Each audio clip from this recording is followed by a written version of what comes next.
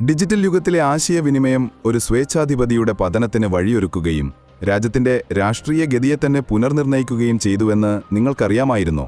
ഇതിന് നിമിത്തമായത് സാധാരണ നോക്കിയ ഫോണാണെങ്കിലോ? 2000-ൽ സ്ലോബോഡാൻ മില്ലോസെവിച്ചിന്റെ സർവാധിപത്യ ഭരണത്തിന് കീഴിലായിരുന്നു സെർബിയ.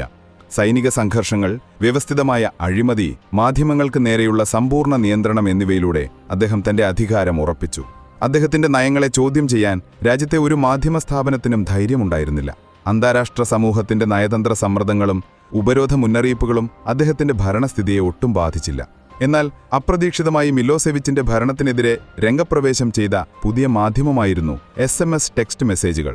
രാജ്യവ്യാപകമായ നിരീക്ഷണവും സമ്പൂർണ്ണ മാധ്യമ നിയന്ത്രണവും നിലനിന്നിരുന്ന സാഹചര്യത്തിൽ മിലോസെവിച്ച് നിസ്സാരവൽക്കരിച്ച ഒരേയൊരു ആയുധത്തിലേക്ക് ഒത്പോർ എന്ന വിദ്യാർത്ഥി സംഘടന ശ്രദ്ധ തിരിച്ചു.